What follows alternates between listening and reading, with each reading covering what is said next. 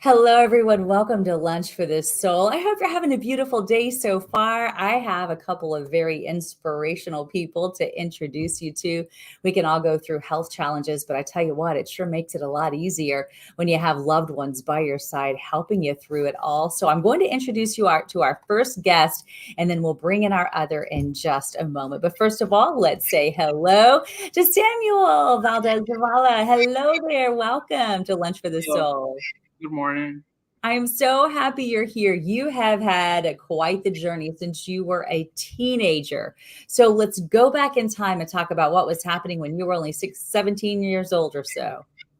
Yes, well, I just started feeling bad. There was certain things that I started noticing about my body, and it's just crazy. So I Hmm. went to the doctor. They did certain tests. Nothing popped up, and well, a few years later after that, I ended up in the hospital in the ER. I wasn't feeling well, so this was about maybe like 2013, so I was probably like around maybe 22 at the time. Hmm.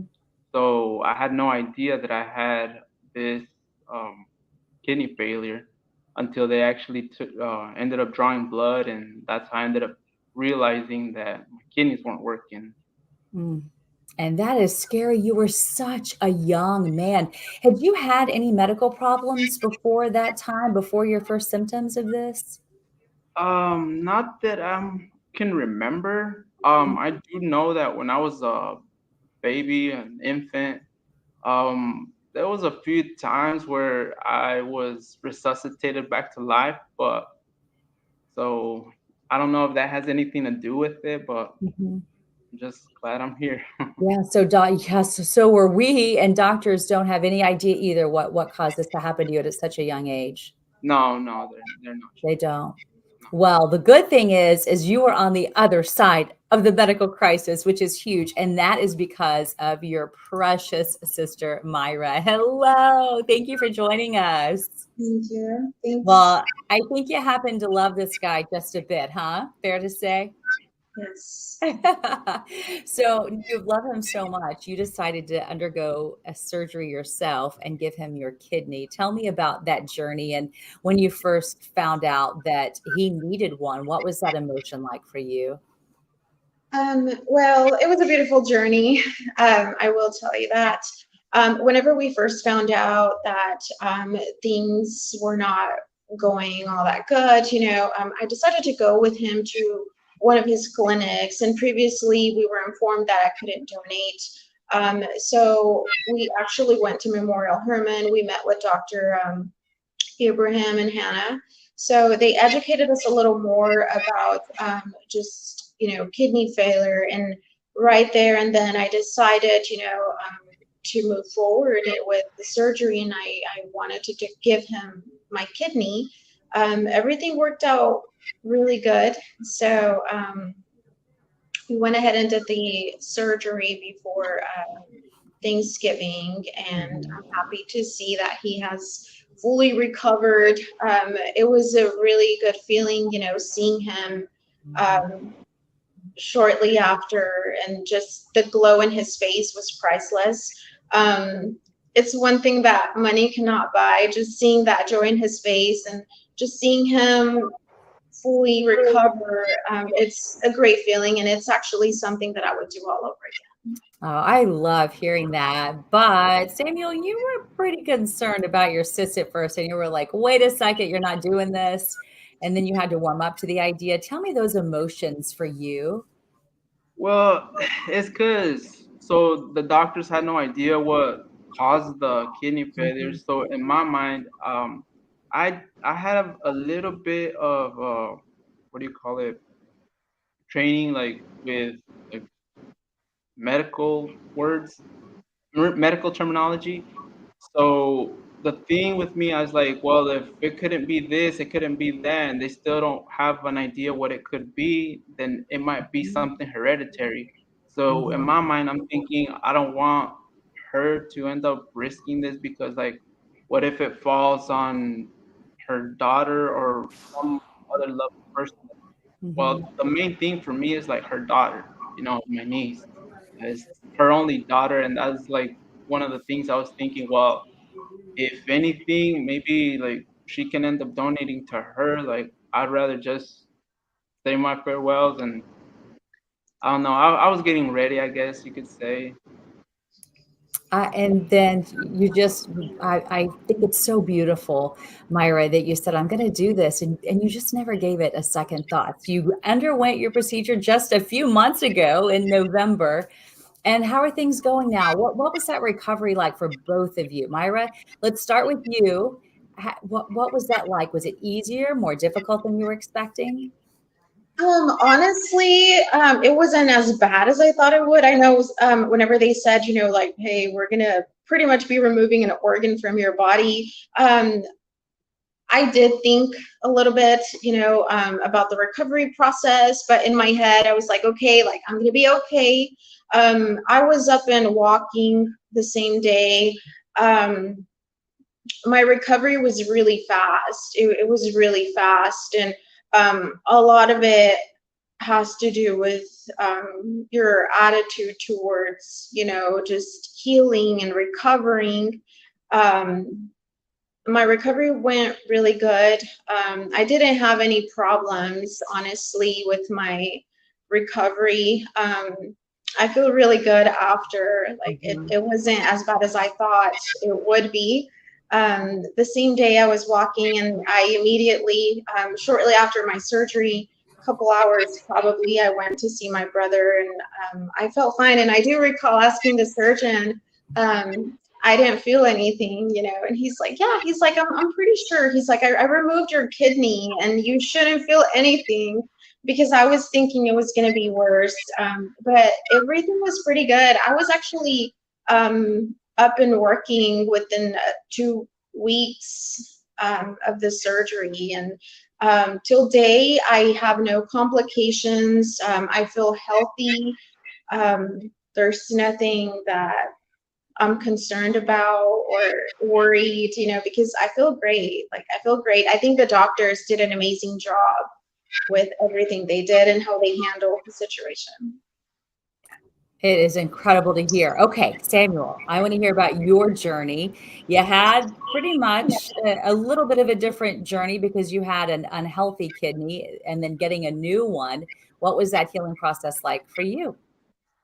Well, for me, it was, I would say the same, kind of like good, but at the same time, maybe I was a little bit too careful, because it's like, I mean, I would get up and walk and stuff, but I would still feel like a little numbness here and there. But other than that, everything felt well.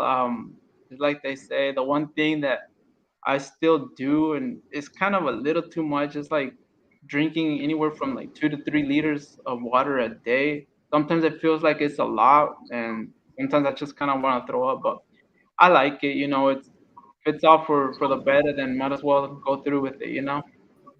Okay, so this is what blows my mind is the fact that Myra, you decided that you were going to do something which I think is just unreal, and you were going to run a marathon 4 months after undergoing that surgery. Tell me how this all went down and how you were able to pull that off. So it felt really good. I like to challenge myself, and um, I can be very stubborn, and just in my head, I was like, I'm gonna be fine. Like, my life's gonna be back to normal. So I believe it was like 2 weeks after the surgery. I volunteered and I went to do the kidney walk. I decided to do the kidney walk, and I recall asking Sammy, I'm like, hey, like, let's go. And he's like, no, he's like, I'm not that crazy, Myra. And then I started running. I started, doing like just jogging and just training, because I usually do the San Antonio, the Alamo Marathon. So I started training. It did take me a little longer to complete it, but I finished it. So it felt really good, and I just honestly, like, I didn't feel anything. I was happy that I finished it and it's possible. And I would say, anybody out there thinking of donating. Mhm. It's not as bad as it sounds, to be honest Mhm. with you. You know, you can live a normal life, and everything is possible. And I went ahead and did my marathon, and Oh, yeah. it's just incredible that you were able to pull that off. How did that make you feel as her brother to see her undergo this major surgery and then do something that most of us can't even fathom doing on a really healthy day without surgery? It made me feel proud of her. You know, because it's like, for example, she gave me her kidney, and then like right after that, she goes and Mhm. does that. She's right. She did ask if I wanted to go with her to the kidney walk, but at the time I was not feeling that well. So I was like, nah, you know what? You go ahead. Like I don't feel well. Like I think you should be recovering as well, but it's up to you. So she ended up going. And with the marathon, it's another thing as well. It's like I don't know, like well, I've been told that I can't be out in the sun as much. So I was like, you know what? I think I'm just gonna sit back and let you enjoy that. Like, I wish you the best. And yeah, she finished. How did it feel when you went across that finish line? What were those moments like? It was it was a really good feeling because a lot of times, you know, we go through certain situations and we sometimes think that certain things are not possible. Um, I'm a woman of faith, and I always think that anything that you set your mind to is possible and you can accomplish. Um, Going through crossing the finish line, I thought of just thinking back since Samuel started having his kidney problems at age 17, and just finishing the marathon. It was an honor for him. It was a privilege. Um, it felt amazing that the fact that I was able to pull through shortly after an organ had been removed from my body. It was an incredible feeling. With reason. It's so beautiful, and I think that you are really inspirational for other people. Maybe somebody who was on the fence about donating, but they see how you have been able to turn this around and heal so quickly. I just feel like it really opens up the idea for a whole lot of people. We see you here just so healthy and just looking amazing. Now, walk us through some of these other photos and just what they mean for you and your family when you see them. It's a great feeling. It's amazing, like just knowing that I was able to help my brother, Mhm. and you know, we were already preparing for the worst, to be honest with you. And then just seeing him back again, and it empowers me. It empowers me to just keep moving forward and, you know, do good things and just motivate and encourage other people, you know, that are out there, you know, with kidney failure and that are on the waiting list, you know, Mhm. don't give up, you know, have Mhm. faith, and good things will come. And to the people that are out there, you know, just thinking whether they should donate, you should really consider it. You know, it's not as bad as it sounds, Mhm. to be honest. And you know, if you can help somebody out, like Mhm. it's just an amazing feeling. And then just seeing like the families, and it's just something, it was a privilege to me. And tell us about this beauty. This is my little Lauren. This is my little fuel. Her name is Lauren. She's my one and only daughter. Honestly, like it's because of her that I am who I am. um, Mhm. she motivates me to be better, and I do want her to look up to me and follow my footsteps, you know. Be strong, have faith in everything you do. And a lot of it too has to do with your attitude, you know, how you face certain circumstances in life.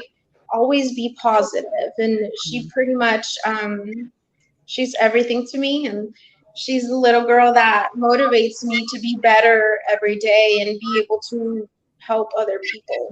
Well, you are an incredible person to look up to. Let's talk about how you're trying to pave it forward and you want to make a difference for other families who might go through something like this in the future. You've been there, You've done that, you've survived it, and now you're paving the way. Tell me about this.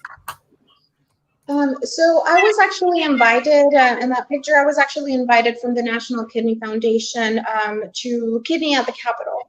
So pretty much what we did is there's Texas Renal Coalition and there's Rita Littlefield bill that is trying to. There's a bill that we're trying to pass, and the bill, it pretty much talks about educating,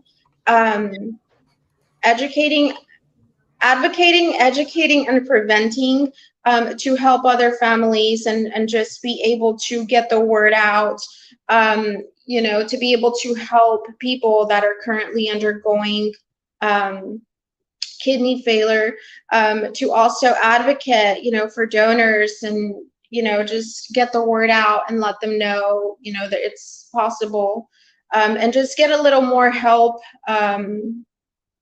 As far as like financial is what the bill is, just helping people, and it's a bill that we're trying to pass. It sounds like you're just doing amazing things, and how powerful to be a part of something like this. So good luck with that. You're going to have to keep us up to date and let us know what happens with that. One thing that I thought was really neat at Memorial Hermann in the Texas Medical Center, where you both underwent your procedure, was how they treated you, the donor, as a VIP. And so it was such an honor to get to be there with you. This was the room, actually, your hospital room. I want everybody for a moment to picture what a typical hospital room looks like.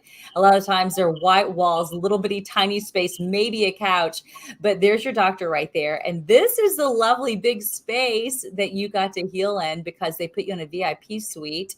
Here you and I are talking here, but what was it like to be able to be in a space like this, to heal and just to get back on your feet, so to speak? So honestly, everybody was amazing. I didn't expect a room like that.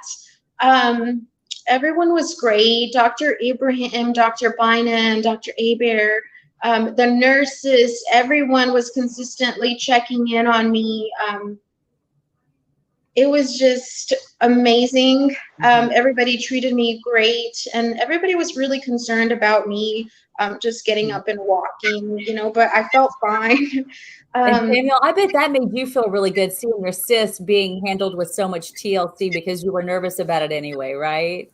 Yes, I was. I told her, I was like, "Wow, you got a better room than I do." Yeah, but I'm glad she got that. I love that. Were you a little jealous? Come on. Honestly, maybe just a little. Yeah, no, but it's all good though. Well, it was really nice. So hopefully I know you got to see each other while you were there. So that was really important too, to see that you were both doing well. Well, thank you for sharing this journey with us, you two. It's remarkable. It's so neat to see how a lot of times, there's that sibling rivalry that shreds families, but boy, the love of you two really shines, and it's beautiful to see life because of it. So thank you so much. Thank you as well. It's just so great to be able to tell your story. So you guys take care. Only healthy kidneys for both of you from now on. Samuel, your doctor told me that yours could last up to 40 years because it came from a living donor. So here's to at least 40 years. And who knows, with new medications, hope maybe for life. You never know, right? Yes, I'm going to take care of it as well. Thank you.